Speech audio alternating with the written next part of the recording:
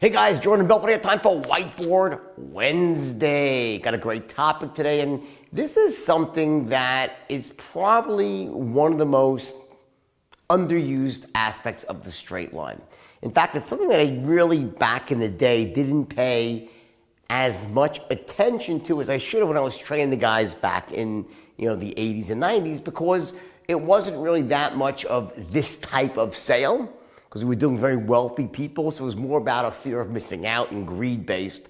What I'm referring to here is what I like to refer to as the P word, or pain, a pain-based sale. And one thing I can tell you is that over the years, as the system has evolved, one thing that I've really keyed in on and amplified in the system is the use of pain. And I don't like to say that, we want to cause people pain. It's about resolving people's pain. And that's a really integral aspect of selling. And here's the thing, it almost sounds like it's a cliche, seriously.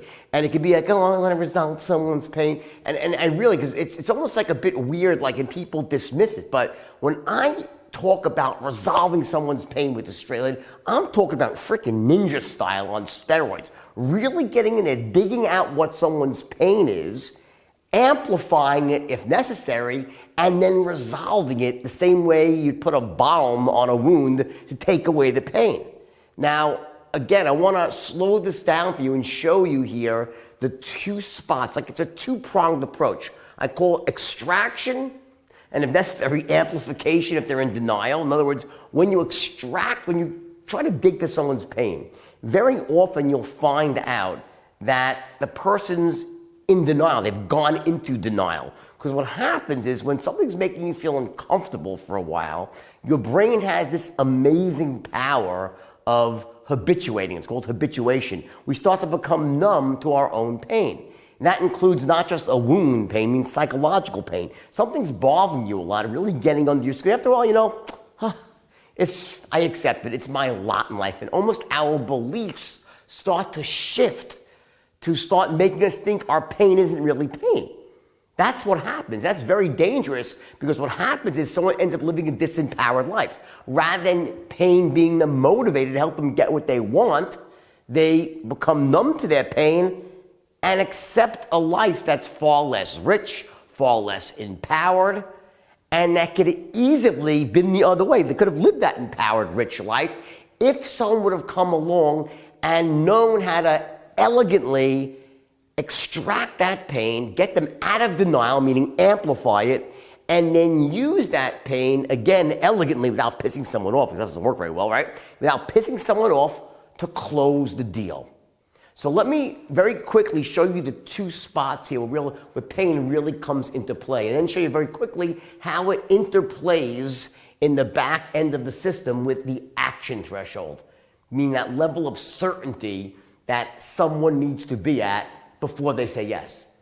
Action threshold, meaning at what point am I sure enough that I'll say, yeah, let's do it. Now, again, for me, I'm an easy buy. I have a low action threshold. For a tough buy, they have a high action threshold. They have to be really sure. So watch how it plays out on the straight line. This is your open.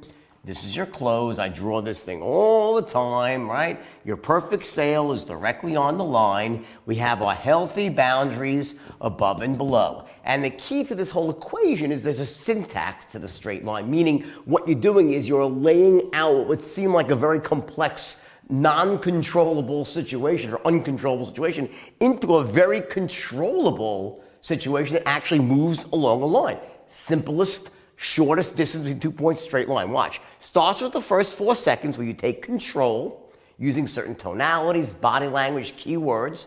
And by taking control, it allows us now to make every sale the same. And that first step, once you've taken control, is you want to start gathering intelligence. You want to gather intelligence. And as you gather that intelligence, you do it in a way using a straight line technique that we teach called active listening. You do it to simultaneously build rapport.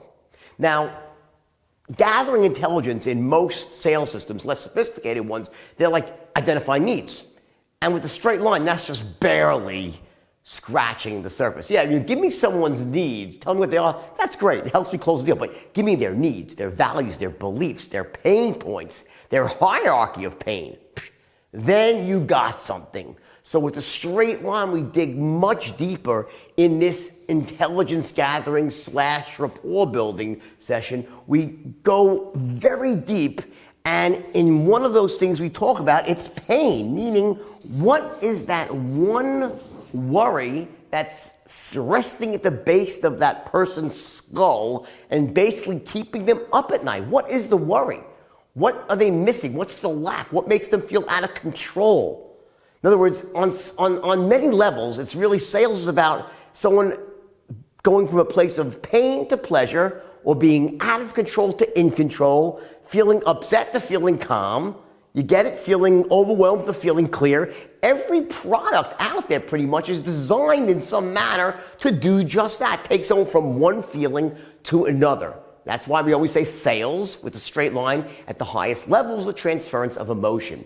The key aspect here of pain is that, as I just said before, is that when we're really feeling pain about something, if we're feeling it for long enough, our brain will start telling us, you know what, it's not really that bad.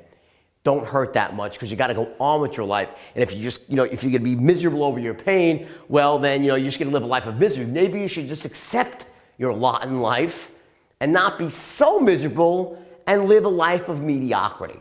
That's the trick of denial. That's denial of pain. So what we want to do in the straight line system is, if you're asking questions to your prospect and you sense they're really in denial, like they're talking about a problem that should be a big deal to them, but they're like, yeah, whatever, it just is what it is. Like they're living in a house, the roof is fucking leaking, and you're going to fix their roof, and they're like, you want to sell them a roofing job, right? You're like, no, it's not really, whatever, so we just mop it up. Seriously. That's it. Or life insurance. Someone needs life insurance. They have 3 kids, not enough life insurance, okay? They're 45 years old, they're smoking 3 packs a day, they're freaking 20 pounds overweight, and they're like, no, it's not really, whatever, everyone dies one, That's denial. That's being in denial. And we can find that denial so often in people who have been in pain or worrying for a while about something. They go into denial. So what we want to do here with the straight line is we want to ask certain questions that raise them back up out of denial and make them insinuate back into their pain, like starting with what's your greatest headache right now? Really, just tell me more about that. And what do you see happening? Ooh, now watch. A lot of this comes down to nonverbal communication. So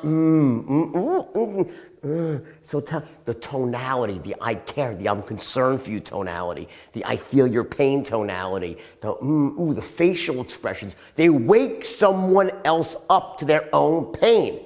So don't just ask a question and say, got that one. No, if they're in denial, they're not making it a big deal. Ask deeper questions. Use, let them see your visceral response. That will wake up their visceral response. This is what we talk about with matching and mirroring, pacing and leading. These are other things that we teach with the straight line system. The point is that don't just blow by their pain. If they're not acting in any way upset or distressed of what should be distressing them, slow it down, ask more questions, dig it out, amplify it. And here comes part 2. The big mistake sales make is they try to resolve it right here. Don't do that. In other words, this is intelligence gathering. This is not closing, right? With a straight line, we have first things first, we have a syntax. We gather intelligence, build rapport, then we transition into the main body, we give our initial presentation, then we ask for the order. When we ask for the order, it's the result. We've earned that right by resolving their pain as we make our presentation. Our presentation is designed to resolve their pain. And remember, we're framing, not front-loading, but we're still hitting on that pain. Now watch what happens.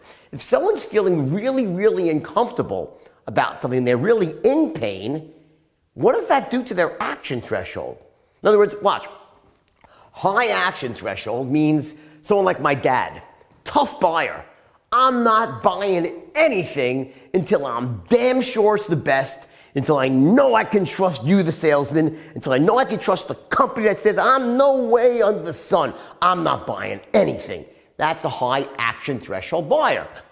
Me, I'm like, fuck, I think it's okay, I'll buy it. I buy anything. I like to buy shit, right? I have a house full of shit I never use. My dad, the opposite. World is made up of both types on varying degrees of the scale.